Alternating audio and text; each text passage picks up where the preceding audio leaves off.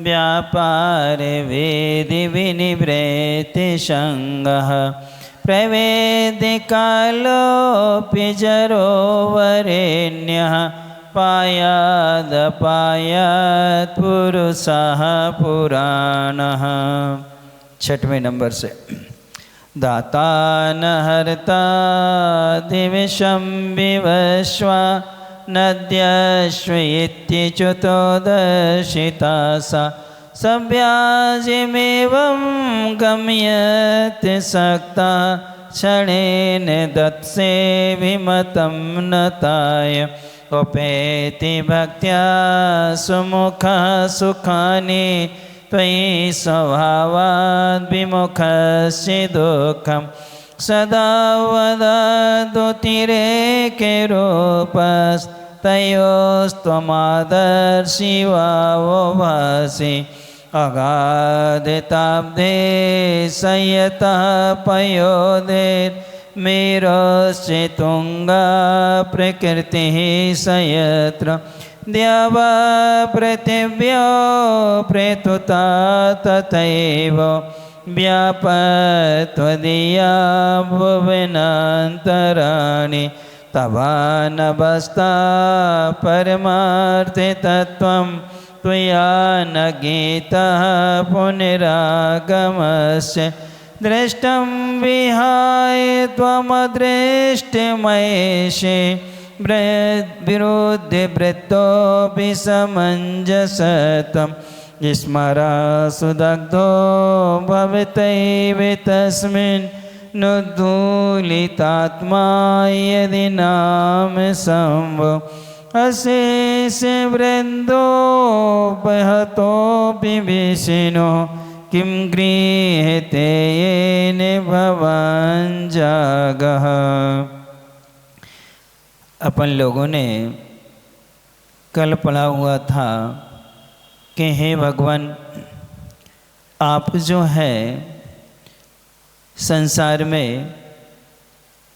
मनुष्य जिसने अपने आप का अभी तक अनुभव नहीं किया है अथवा वह आपको कभी जान नहीं सकता है, हे भगवान, जो लोग कुल और जाति का प्रकाशित करके आपकी आराधना पूजन आदि करते हैं, मानो वह हाथ में आए हुए स्वर्ण को यह मान के फेंक देते कि पत्थर से क्या हुआ है, उत्पन्न हुआ है।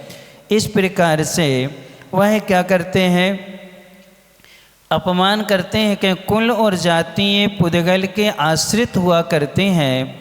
ये आत्मा का न कोई कुल है और न आत्मा की कोई जाति है। इसलिए हमें साधु आदि जो भी आते हैं कुल और जाति को ना पूछ करके आत्म कल्याण की बात पूछ लेना चाहिए। अब आगे दे रहे हैं कि हे भगवान, जिस मोह ने संपूर्ण लोगों को क्या कर लिया था, अर्थात सभी लोगों को अपने क्या कर लिया था, बस में कर लिया था। उसका बस में करने से वह क्या होता है, बड़े लोगों से कभी विरोध नहीं करना चाहिए, क्योंकि आपने उस मोह का जड़ मूल से ही क्या कर दिया था, नष्ट कर दिया था।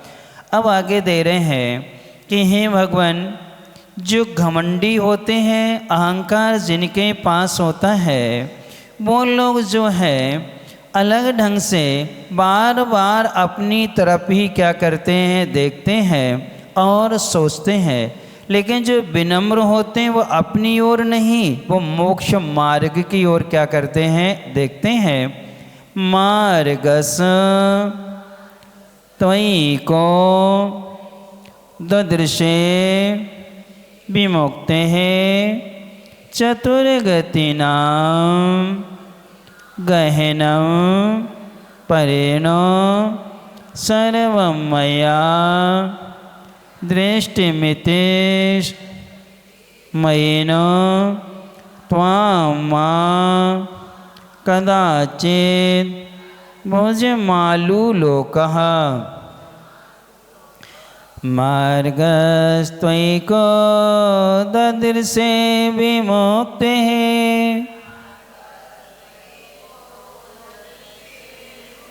चतुर्गतीनां गहनं परेण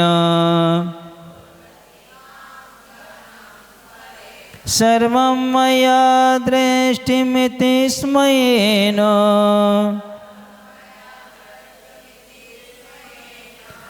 त्वां मा कदाचित् भुजमालुलोकः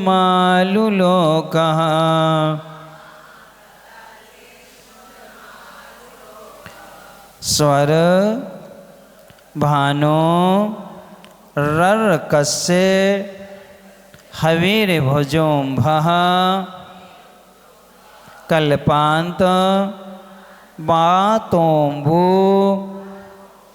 निधेर विघातः संसार भोगस्य वियोग भावो विपक्षे पूर्वाभ्युदयास त्वदन्ये स्वरभानो रर्कस्य हविर्भुजोऽम्भः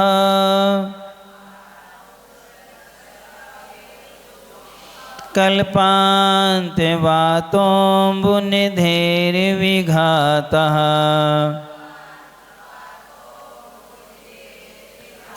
संसारे भोगस्य वियोग भावो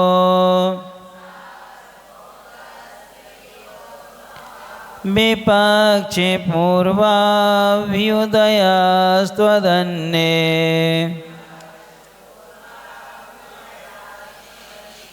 मार्गस्त्वैको ददृशे विमुक्ते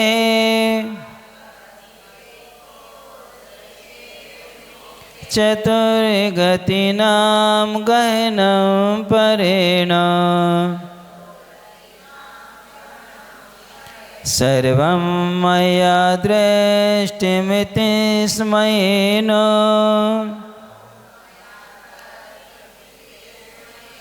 त्वां मा कदाचित् भुजमालुलोकः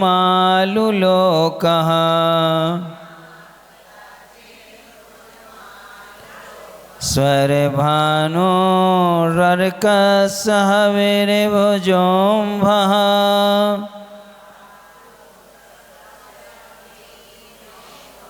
कल्पान्ते वातोऽम्बुनिधेर्विघातः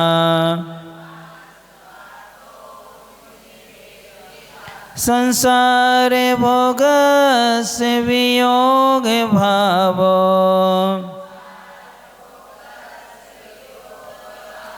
विपक्षे पूर्वाभ्युदयास्त्वदन्ये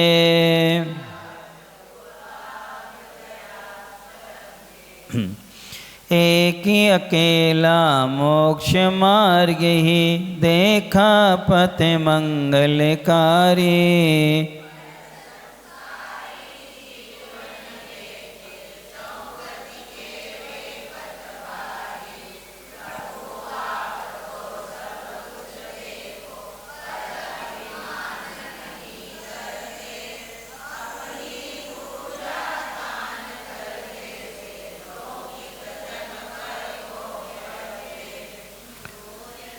जिको राहु रोके अग्नि को जल समन करे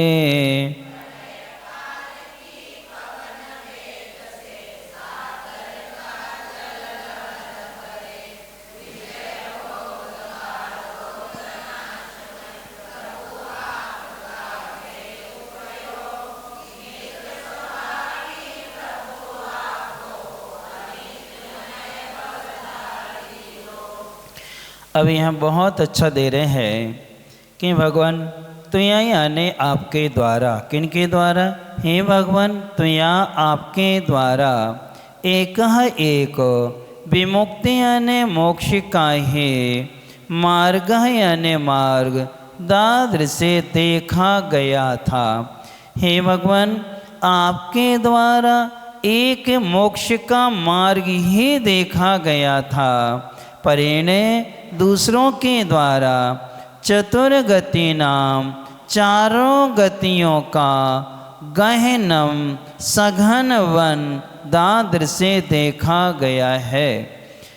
अतः इसलिए तुम यानी आपने मया सर्वम दृष्टम, मैंने सब कुछ देखा है, इति स्मयेनो, इस अभिमान से, कदाचित कभी भी भुजम माँ आलू लोकः, अपनी भुजाओं को नहीं देखा था। यानी कि हे भगवान, आपने जब संसार में जन्म लिया था, जन्मे से आपने यदि कोई चीज़ देखी है तो वो देखा था मोक्ष का, क्या देखा था? मार्ग देखा था कि कब हम मोक्ष को प्राप्त करने की राह पर चलें। लेकिन जितने और भी जीव हैं, मतलब अपन संसारी लोग हैं, अपन ने चारों गतियों की 84 लाख योनि रूप गहन वन को क्या है? देखा है। और इसलिए ये कह रहे हैं कि हमने सब देख लिया। क्या कर लिया? हमने सब देख लिया, सब जान लिया। तो भगवान आपने तो मोक्ष मार्ग को देख कर के भी कभी भी ये कभी अभिमान नहीं किया है कि मैंने सब कुछ जान लिया, सब कुछ देख लिया। इस भाव से कभी आपने अपनी भुजाओं को नहीं देखा। जब किसी को अहंकार आता है, मान आता है, वो क्या कहता है? तुम क्या जानो, हमने तो सब देखा और सब हमने क्या कर लिया है? जान लिया है। अब सब देख लिया, सब जान लिया, तो तुम केवल ज्ञानी हो गए क्या? केवल ज्ञानी हो गए क्या? आप लोगों ने देखा जाना कि नहीं देखा जाना? सब संसार देखा कि नहीं? चारों गतियों में परिभ्रमण किया कि नहीं? किया है। हर योनि में अपन गए हैं, हर पर्याय को अपन प्राप्त हुए हैं। लेकिन यह जीव पर्याय सुखी होता है। कैसा होता है? गति सुखी या पर्याय सुखी होता है। जिस पर्याय में जाता है बस वही याद रहता है, पहले का सब क्या है? भूल जाता है। लेकिन हे भगवान, आपने इस चतुर्गति रूप संसार को देखा ही नहीं। आपने उस संसार से निकलने का निरंतर क्या किया है? प्रयास किया है कि कैसे इस संसार से हम क्या है? निकलें। इसलिए हे भगवान, आपने कभी भी अहंकार नहीं किया। क्या नहीं किया? आपने कभी अहंकार नहीं किया। 3 तरह के मार्ग होते हैं। एक मार्ग बना हुआ होता है जिस पर वाहन आदि भी चलते हैं और अपन भी एक नगर से दूसरे नगर, एक गांव से दूसरे गांव क्या है? पहुंचते हैं। तो एक तो होता है हवाई मार्ग। कौन सा मार्ग? हवाई मार्ग, जहाँ वायुयान चलते हैं, हवाई जहाज आदि चलते हैं। एक मार्ग होता है वाहन पर, अर्थात पृथ्वी पर, स्थल पर चलने वाला। एक मार्ग होता है जल पर चलने वाला, जल मार्ग, जिसमें क्या चलते हैं? जहाज आदि चलते हैं। यानी समुद्र से भी रास्ता है, फिर पृथ्वी पर भी रास्ता है और आकाश में भी क्या है? रास्ता है। तीनों में से सबसे सरल और सबसे सस्ता मार्ग कौन सा है? हवाई जहाज का, समुद्री जहाज का, कि यहाँ का? सबसे ज़्यादा टिकट अच्छा ये बताओ, हवाई जहाज में कौन कौन बैठ चुके? फ्लाइट में 3-4 लोग बैठे। अब टिकट किसको मालूम है? सबसे ज़्यादा टिकट किस में लगती है? सबसे ज़्यादा टिकट किसकी है? हवाई जहाज की।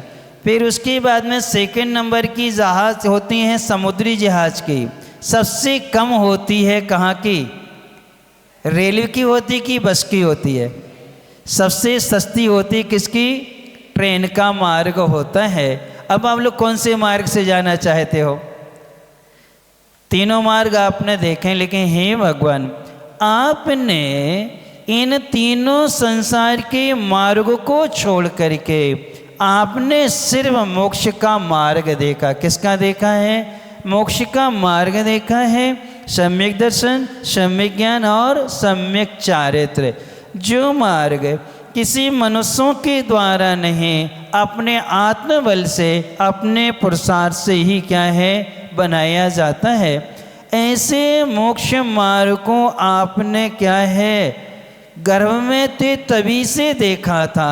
पूर्व में आपने तीर्थंकर प्रकृति का वंदन किया था, उसी समय से चाहते कि जैसे ही मुझे मनुष्य पर्याय मिलेगी और मैं मोक्ष मार्ग को क्या करूँगा, स्वीकार करूँगा। तीर्थंकर जो होते हैं उनमें और अन्य मुनि राजों में अंतर होता है। तीर्थंकरों में क्या अंतर है अन्य मुनि राजों में? जो तीर्थंकर प्रकृति का वंदन करते हैं उनके लिए तो नियम है 30 वर्ष तक घर में रहना ही पड़ेगा। कितने वर्ष तक? 30 वर्ष के पहले परिहारी विशुद्धि नाम का संयम होता नहीं है। इसलिए प्रत्येक तीर्थंकर को बैराग कभी जब भी आएगा 30 वर्ष के बाद ही आएगा, उसके पहले नहीं आएगा। लेकिन जिन्हें तीर्थंकर प्रकृति का वंदन नहीं किया है वे 8 वर्ष अंतर मुहूर्त बाद मुनि दीक्षा लेकर के मोक्ष भी जा सकते हैं। कितने? 8 वर्ष अंतर मुहूर्त यानी आधा घंटे बाद भी। कितने? 8 वर्ष होंगे और आधे घंटे बाद कहाँ चले जाएंगे? मुनि बन करके मोक्ष को प्राप्त कर लेते हैं। इसलिए हे भगवान, आपने मोक्ष मार्ग को अभी से नहीं, आपने मोक्ष मार्ग को पाने का 10 भाव पहले से पुरुषार्थ प्रारंभ किया था जब आप जय वर्मा की पर्याय में थे। कौन सी पर्याय में? महाबल राजा के पुत्र थे 2, जय वर्मा और श्री वर्मा। जय वर्मा बड़े थे, श्री वर्मा छोटा था। और नीति है ज्येष्ठ पुत्र को राज्य मिलता है, तो ज्येष्ठ को ना दे करके इसको दे दिया, श्री वर्मा को मिल गया। तो ये अपमानित हो गए और घर से क्या हो गए? भाग गए। आत्महत्या के भाव से गए थे। लेकिन उस वन में रिद्धिधारी मुनि महाराज थे और जैसे ही उनके महाराज के शरीर से स्पर्शित हवा जैसे ही इनको लगी तो इनके भाव क्या थे? बदल गए। और उन्हीं महाराज के पास पहुँचे। पहुँच कर के अपनी वेदना रखी, महाराज ने संबोधन दिया। उसी समय वैराग आ गया और क्या ले ली? मुनि दीक्षा ले। 10 भाव से प्रयास करते करते 10वें भाव में ऋषभनाथ के रूप में क्या मिले? उनको मोक्ष मिल पाया। कब मिल पाया? यानी मोक्ष को पाने के लिए 10 भाव भी उनको क्या है? लग गए। और अपन को कितने लगेंगे? अपन ने तो वह देखा ही नहीं है कौन सा मार्ग, लक्ष्य ही नहीं बनाया। इसलिए एक बार हम लोग ग्वालियर में थे, पूज्य प्रमाण सागर जी के साथ थे। प्रमाण सागर जी, क्षमता सागर जी महाराज जी थे। महावीर जयंती थे। ऐसी संगोष्ठी हुई और 3 दिन का कार्यक्रम था। तो हमारे लिए मात्र 1 मिनट से कम समय था। कहने लगे, उस समय भाई छुल्लक एलक नहीं बने थे, छुल्लक थे। 2006 की बात है। तो उस समय उन्होंने कहा कि देखो, एक सूत्र में तुम्हारे लिए अपनी बात रखना है। ठीक है, हमने इतनी कहा, मंजिल को पाए बिना पथिक पथ में विश्राम कैसा। किसको? मंजिल को पाए बिना पथिक पथ में विश्राम कैसा। यानी हमने लक्ष्य बनाया है मोक्ष पाने का, तो फिर जब हम मार्ग पर चल रहे हैं तो हमें विश्राम कहीं करना नहीं, जब तक हमें अपनी क्या न मिल जाए, मंजिल ना मिल जाए। तब इसको लेकर के दोनों महाराजों ने आधे घंटे का क्या किया था? विस्तार किया था। तो कहने का मतलब ये है कि अपन को लक्ष्य बनाना चाहिए। क्या करना चाहिए? लक्ष्य बनाना चाहिए। किसका लक्ष्य बनाना चाहिए? कहाँ जाने का? अपन को दूसरों को दुखी करने में आनंद आता है या दुख देने में आनंद आता है या दुखी रहने में आनंद आता है? आप लोगों को दुखी रहने में आनंद आता है, दुखी करने में क्या आता है? आनंद आता है। हम तो फंसे सो फंसे बेटा, तुम भी फंस जाओ। अर्थात हुआ ये था, तलवाड़ वालों की बता रहे हम। एक बार क्या हो, एक व्यक्ति था, वो जंगल में गया हुआ था। किसी कारणवश उसकी नाक कट गई। क्या हो गई? ये नाक यहाँ से क्या है, कट के अलग हो गई। अब सारे लोग उसको चढ़ाने लगे। क्या कहने लगे? नकटा नकटा कह के चढ़ाते थे। अब वो परेशान, जहाँ जाए सब उससे नकटा कहें। तो उसने कहा क्या किया जाए। उसको एक महाराज मिल गए। महाराज से पूछा तो महाराज कहने लगे देखो इसमें दुखी होने की बात नहीं है, कट गई तो कट गई, गंध तो आती कि नहीं आती, ये तो वही बात है। समझाया। कहने एक काम करना, तुम ऊपर देखना, ऊपर देख के अच्छे हंसना मुस्कुराना। आह आनंद आ गया, आह आनंद आ गया, जय हो जय हो जय हो, ये करना। तो उसने ऐसा करना प्रारंभ कर दिया। लोगों ने पूछा कि यार ये पागल हो गया क्या? अभी तो नकटा था, क्या हो गया? पागल हो गया। तो लोगों ने पूछा क्यों, क्या है? अरे हमें भगवान के दर्शन हो रहे। किसके? हमें साक्षात ईश्वर दिख रहा है, साक्षात भगवान दिख रहा है। तो लोगों ने भी देखा, किसी को नहीं दिखता था, उसी को दिखते थे। कहने तुम्हें काय को दिखे? तुम जब ऊपर देखते हो, जब नाक के बीच में आ जाती है, पहले इसको क्या करो, हटाओ, तब तुम्हें क्या दिखेगा? ईश्वर दिखेगा, भगवान दिखेगा। तो वो गया, उसने क्या कर ली, अपनी नाक कटवा ली। अब देखा तो उसको नहीं दिखे। कहीं सुनो, यदि नकटा कैवे से बचने हैं तो क्या करो, जैसा हम कर रहे वैसा तुम करो। तो उसने वैसे ही करना। तो उसने अरे इको भी दिखने लगे भगवान, अपन क्या वंचित रहे।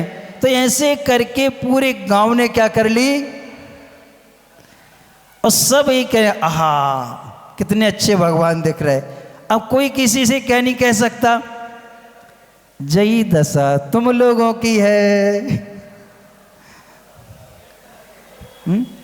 आप लोग ये दशा है, हम भी असहमी, तुम भी असहमी। कोई भी संयमी वृत्ति बनना नहीं, यदि वृत्ति बन गए तो समस्या खड़ी हो जाएगी। इसलिए अपन को जो असंयम में आनंद है वो संयम में है ना। आप लोगों की स्थिति है कि नहीं है? ये अपने लिए लक्ष्य की हानि मानी जाती है। हम लोगों ने शायद एक बार हमसे पूछा था, हमने आपको बताया भी था कि उपन्यास पढ़ने की बहुत बुरी आदत थी हमारी। हम एक दिन में एक उपन्यास पढ़ लेते 600 पेज वाले। उस समय 50 पैसे लगते थे एक दिन के। बस गए दुकान से लाए और पढ़ा, और सुबह क्या कर दिया, या दूसरा ले आए।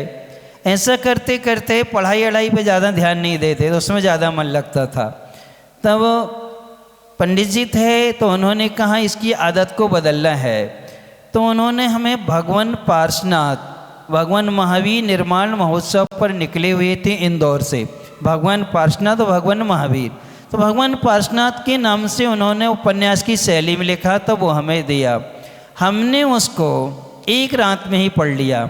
146 पेज थे उसमें, अच्छे से विवेचन किया गया था। और जब मैंने उसको पूरा पढ़ लिया, पंडित जी ने कहा कि नहीं बेटा एक बार और पढ़ो। हमारा मन लग गया, कहानी रोचक थी। हमने 2-3 बार पढ़ लिया। 3 बार पढ़ने के बाद में हमने जब उस पर बहुत गौर किया, और गौर करके 10 भवों को हमने क्रम से उनके सारे भवों को अपनी डायरी में नोट्स बना कर के लिखे। लिखने के बाद में उसमें से 2-3 सूत्र छांटे। पहला सूत्र तो ये छांटा, किसी भी योजना को सफल बनाने के लिए विरोधियों का विरोध नहीं करना चाहिए। पार्श्वनाथ भगवान को अपना आत्म कल्याण करना था। उनका सबल विरोधी कौन था? व्यंतर देव था, कमर जो देव बन करके। लेकिन उनके पास में शक्ति सामर्थ्य होने के बाद भी उसने उनका विरोध नहीं किया। तो उन्हें क्या कर लिया? अपने मार्ग को पा लिया। एक सूत्र है। दूसरा था राग के वशीभूत, कभी गलत कार्य का समर्थन नहीं करना। कमठ ने गलती की थी, अपनी भाभी के समान जो माँ के समान होती है उनके साथ में दुष्कृत्य किया। राजा ने सजा दे दी और जैसे लौट कर के आए भ्रातृ स्नेह से पूछा कि कहाँ है मेरा भाई, तो मालूम चला उसको सजा दे के राजा ने नगर से क्या कर दिया और उसने ये कृत्य किया हुआ है।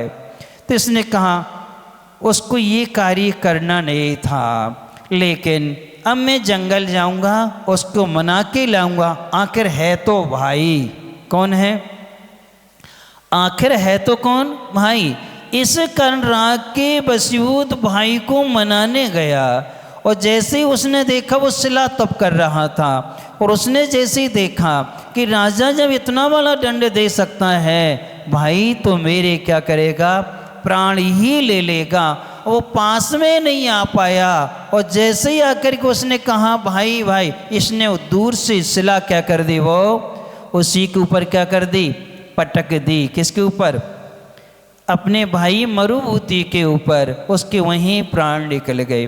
कहने का मतलब ये है, देखो राग एक मान मात्र राग के कारण, मोह के कारण, एक गलत कार्य का समर्थन करने से पार्श कुमार ने मरुभूति को 10 भाव लग गए। कितने भाव लगे?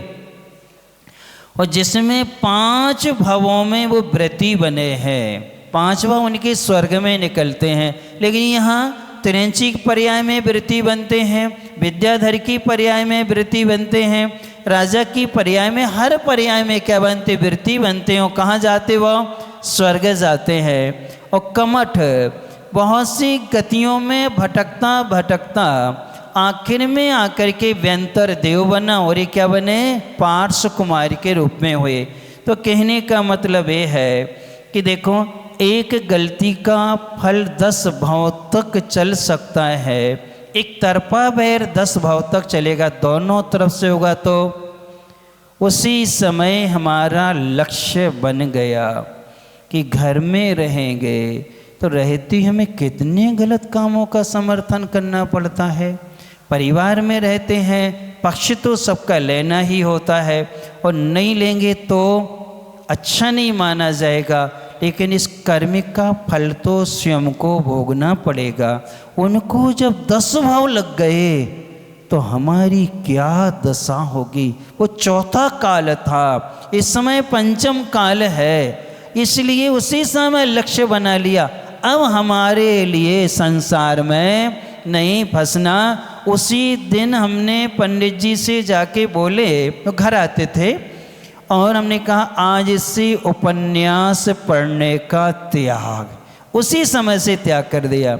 जैन उपन्यास पढ़ते थे, एक पट्ट महादेवी शांतला हमने घर में रहते हुए पढ़ लिया था।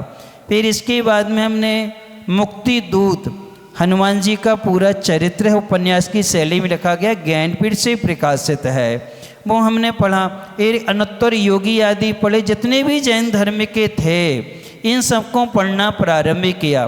तो कहने का मतलब ये है कि जब संसार की घटनाओं को देखते हैं तो ये संसार चतुर गतिरु सघन वन है। इस वन से निकलने का मात्र एक ही उपाय है कि हमें दुखों से भयभीति हो जाती है तो हम संसार से क्या होते हैं, पार हो जाया करते हैं। इसलिए अब गलती मत करो, अभी भी मौका है और अपन चाहें तो इस जंजाल को क्या कर सकते हैं, छोड़ सकते हैं। आगे दे रहे हैं स्वर भानु। स्वर भानु का अर्थ होता है राहु। क्या होता है? राहु।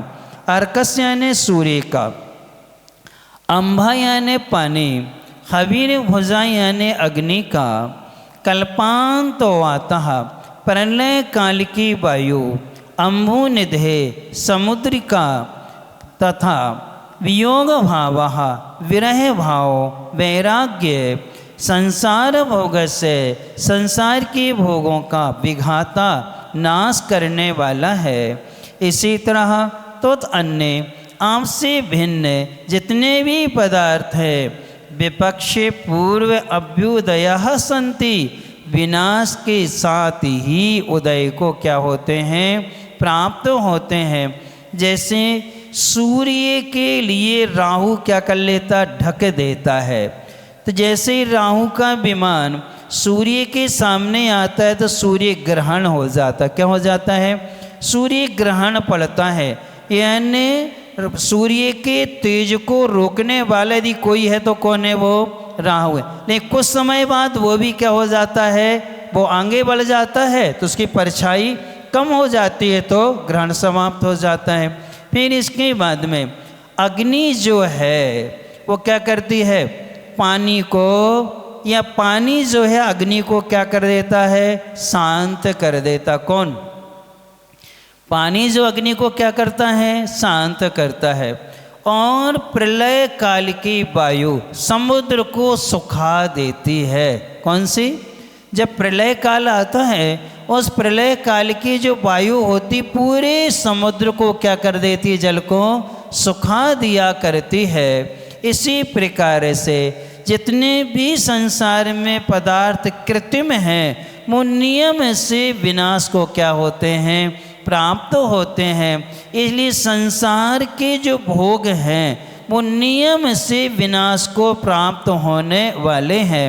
इसलिए हे भगवान, एक आप ही जो है मोक्ष को पाने का जो लक्ष्य बनाया है, आपकी आत्मा ही एक शाश्वत है, बाकी सब जितने पदार्थ हैं वो क्या हैं, विनाश को प्राप्त। शरीर भी क्या है, विनाश को प्राप्त होगा कि नहीं होगा, नियम से ये भी विनाश को क्या होता है, प्राप्त होता है। ये शरीर किसी का साथ देता नहीं है, कभी कभी दे दे, कभी कभी नहीं देता है। यानी प्रायः करके अभी साथ देता है, वृद्ध अवस्था में साथ नहीं देता। जब रोग की अवस्था आती है तब भी क्या नहीं करता, साथ नहीं देता है। इसलिए अपन को बचपन में नहीं, बचपन में भी नहीं, बचपन और बचपन के बीच में वैराग को धारण कर लेना चाहिए। किसके बीच में, बचपन और बचपन के बीच में वैराग को धारण करना चाहिए। आज तुम लोग 55 के हो गए, 60-70 के हो गए, फिर भी आपके वैराग के भाव नहीं होते हैं।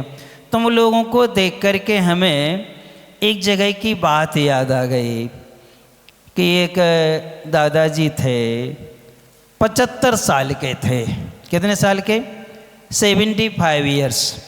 अब वो आए और महाराज जी अब उम्र हो गई है, सो एक काम करो, व्रत दे दो हमारे लाने।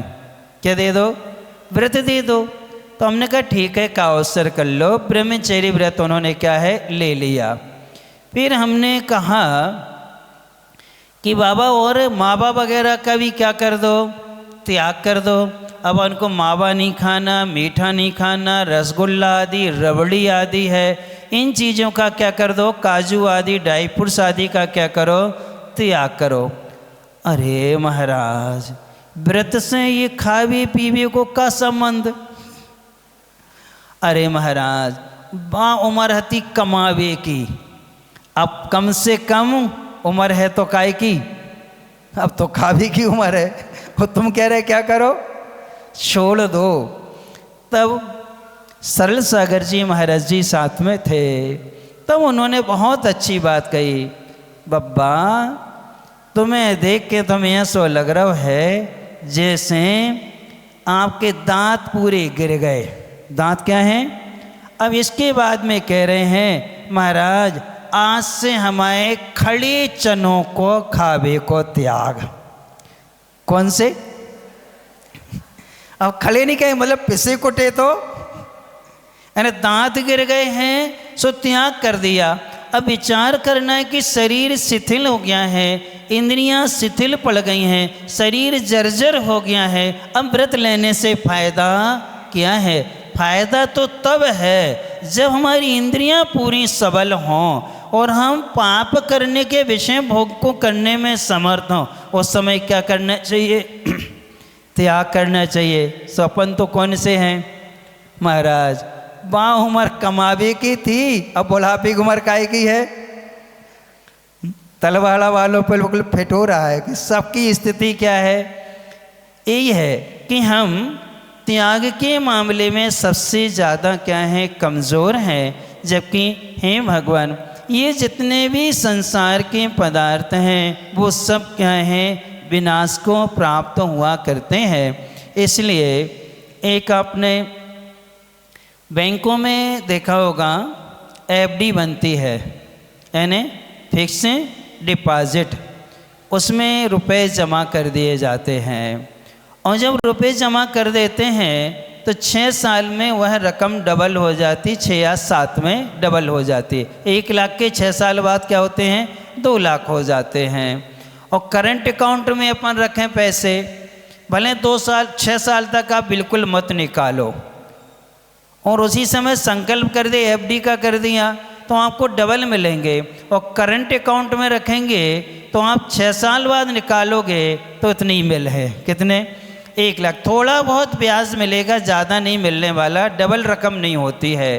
उसमें कारण ये है कि जब आप डिपॉजिट कर देते हैं तो बैंक वाले निश्चिंत होते हैं। अब ये व्यक्ति इस राशि को लेने 6 साल तक कहीं भी नहीं आएगा, तो उस राशि को वो कहीं भी क्या कर देते हैं, इन्वेस्ट कर देते हैं। और जिसका करंट अकाउंट रोज़ उसको अपने ड्रॉज में रखना पड़ता है, ना जाने जे कब लेने आ जाए। तो ये आपने जो नियम नहीं लेते हैं, ये तो है क्या, करंट अकाउंट, यानी खाते नहीं है, सेवन नहीं करते, लेकिन नियम नहीं लेते हैं। और यदि हम नियम ले लें तो क्या है, वो फिक्स डिपॉजिट जैसा है। इसलिए अपन को अपने जीवन में 3 एफडी बनाना चाहिए। काय की, सोना चांदी की, लॉकर में, रुपयों की, है ना, जमीन की, किसकी नहीं। सबसे अच्छा दिया है नीति वाक्यामृत का है, सबसे पहले में स्वभाव की एफडी बनाना चाहिए। किसकी, स्वभाव की। हम स्वभाव से कभी भी च्युत नहीं होंगे, अपने स्वभाव को कभी भी हम खर्च नहीं करेंगे। एक दूसरी एफडी है विश्वास की। किसकी, विश्वास की। दुनिया में कुछ भी हो जाए, लेकिन हम जिनके विश्वास पात्र बने हैं उनका जीवन में कभी भी विश्वासघात नहीं करेंगे। क्योंकि कहाँ है, पलों का विश्वास प्राप्त कर लेना ही पर्याप्त नहीं है। क्या, बड़ों का विश्वास प्राप्त कर लेना ही पर्याप्त नहीं है, अंतिम श्वास तक उस पर बने रहना ये कर्तव्य पूर्ति, यही समर्पण है। तो एक विश्वास की क्या होना चाहिए, एफडी होना चाहिए। किसकी, एक विश्वास की, श्रद्धा की, सम्यक दर्शन की एफडी। जैसे रेवती रानी की थी, हर तरह से परीक्षा ली लेकिन समय कह रही वो सफल रही, ये एफडी होना चाहिए। तीसरी है संयम की एफडी। किसकी, संयम की। लाख कोई भी कितना भी प्रलोभन देवे, लेकिन कभी हम डिगेंगे नहीं। सीता को कितने प्रलोभन मिले, क्या डिगी। अब इसके बाद जो अपन ने कहानी सुनी थी सुरसुंदरी की, सुरसुंदरी को कितने जगह प्रलोभन नहीं मिले, और परिस्थितियां प्रतिकूल होने के बावजूद भी उसने सिर्फ सील और संयम को क्या रखा, सुरक्षित रखा। उस सील संयम के बल से उसने क्या कर लिया, अपने लक्ष्य को क्या कर लिया, पा लिया। इसलिए 3 एफडियाँ अपने जीवन में होना चाहिए, एक स्वभाव की, एक विश्वास की और एक संयम की।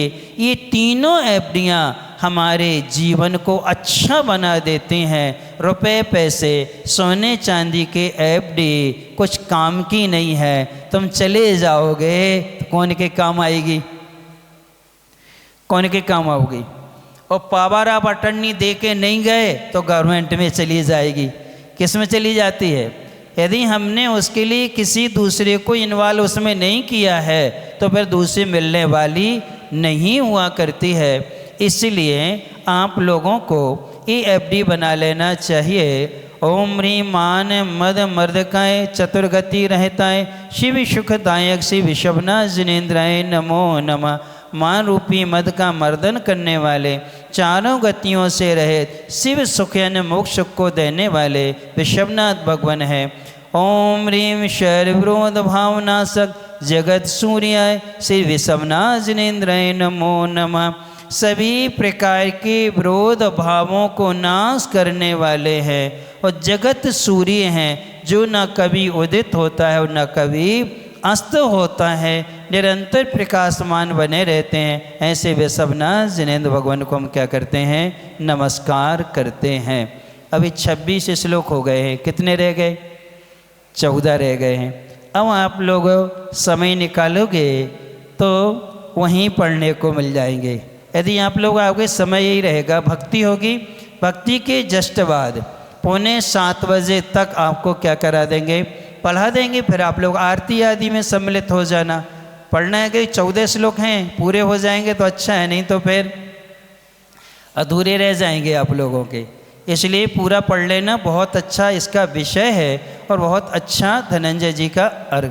हाँ, जिन जिन ने कलश तैयार किए हैं वो सुबह लेके आएंगे। देखो जो लेके गए हैं कंपटीशन में उन्हीं कलशों को हम मानेंगे जो तुम्हारे पुराने